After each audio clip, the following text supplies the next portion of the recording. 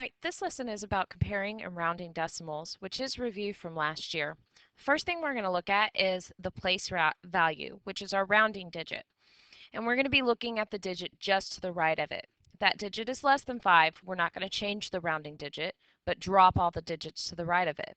If the digit is greater than or equal to 5, we're going to add 1 to the rounding digit and drop all the digits in front of it, or sorry, to the right of it. So first of all, you have to know what I mean when I say round to the tenths. The millions, the hundred thousands, the 10,000s, thousands, and so on, these are all the most commonly used place values.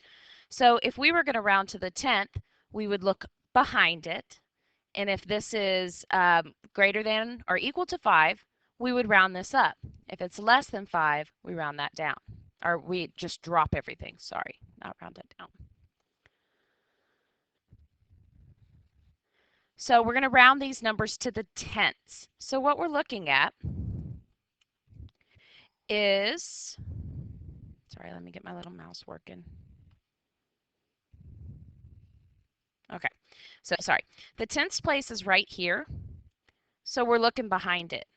That value is a 3, which means we get to stay the same. So I'm going to write my tenths place, but drop everything behind it.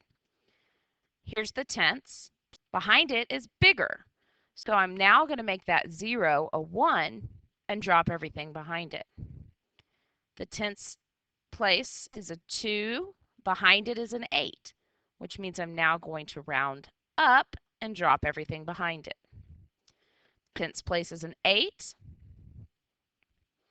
and a 4 is behind it, which means I'm going to keep it the same, but drop everything behind it. Now we're going to do the hundredths, and the hundredths is the second decimal place. So now I look to the third. The third value is a 5, so I'm going to round this number up. However, if I round it up, it becomes a 10, so the 1 gets to go in the next spot, and that now becomes a 0, and you drop everything else behind it. Hundredths, and this is going to go up. So this becomes a 0, but this doesn't have any room either, so that becomes a 0. The 5 does have room, so we make it 1 larger. And that's the hundredths. So in this case, the 0 is the hundredths. We're looking at a 3. So that's going to be 22.80, and everything behind it gets dropped. Here's your hundredths. Behind it is less than 5, so it's going to be 0.87. Everything behind it gets dropped.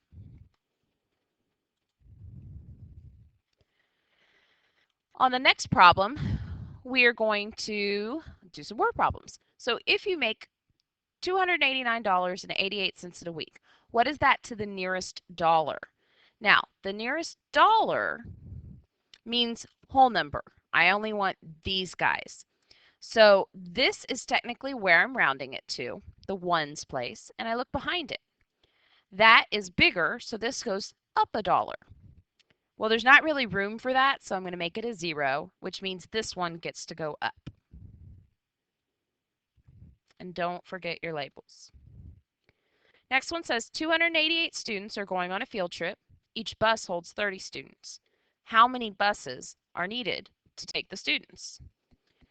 On this, we have 30 students for each bus. So basically what we're doing is dividing all of these students up into 30 buses. 30 does not go into 2, does not go into 22, but it does go into 228. The highest that will go in, I believe, is 9. Let's double check that. Sorry, 0. 27. Ooh, look at me being way off. What was I thinking? So let me delete that.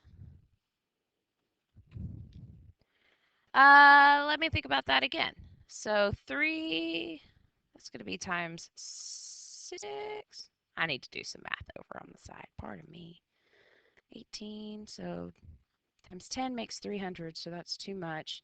We already saw 9, 8, 7 is 21. There we go. Pardon me. So that's going to be 210 and it went in 7 times. And that gives us 18 left over. Now, if you think about this, what we would do normally when we divide decimals, or when we would divide numbers, is we would add a decimal and a 0, and we would continue going and get 6. However, in this particular case, can you get 7.6 buses? No, you can't. So you have to get 8 buses to take the students. And this is related to rounding because we have to round to the nearest bus in order to be able to take all the students. When banks calculate interest, there are times that they end up with parts of cents left over that they need to round. So if your account ends up with this value, how much money do you really have? So with money, we always round to 2 decimal places. So this is my second decimal place. This is what I'm looking at. It's larger, so that means my bank is going to round my account to a 5 at the end. And that is the hundredths place. A hot air balloon rises that large number feet into the air. Round the height of the balloon to the nearest hundredths. Remember, the hundredths is the second decimal place. So behind that is larger, which means this is going to be 2, 5, 7, 3, 4. And I have to make this a 1 because that 9 didn't have enough room. So there's my feet. The next one says Sherry had a busy week babysitting. She made 13 on Monday, 21 on Tuesday, 44 on Thursday, and 39 on Friday. How much money did she make that week? Well, to answer the first question, I need to add all these values together. So I'm going to write them vertically and then add down. So with some grouping, 9 and 1 is 10, and then 4 and 3 is 7. So together that's going to be 17, and I need to carry my 1. 3 and 4 is 7. That's 3, so that makes 10 altogether. With the 1 is 11. So she made $117. Round our answer to the tens, not the tenths. So when we look at that, that's the tens place. This tells me to round up. So that means she made about $120. Now we're going to look at comparing. So it says look at the place value behind each decimal. Tenths place first, then hundreds, thousands, etc. I always just start from the beginning.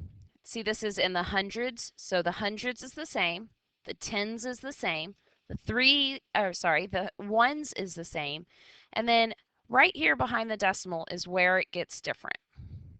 So this and this are different, so now you're going to look at the larger one. This one's larger, so I'm going to drag my greater than symbol over there.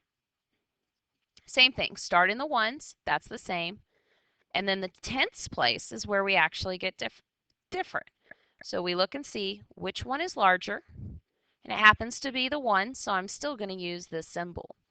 Remember that these are called less than symbols.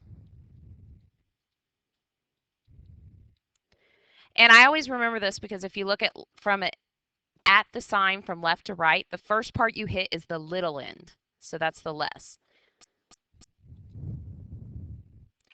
On this one, if you look at it from left to right, you hit the big opening first. So that one's a greater than symbol.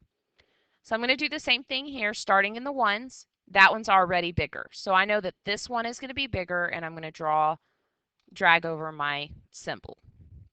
The 5 and 5 are the same. The 9 and 9 are the same. The 2 and the 1 are different. 2 is bigger than 1, so we're going to put that over here. Not sure why that's not showing up, but that's the symbol that we're using. All right, so that is the end of our review lesson today. Please make sure you complete the assignment in your notebook.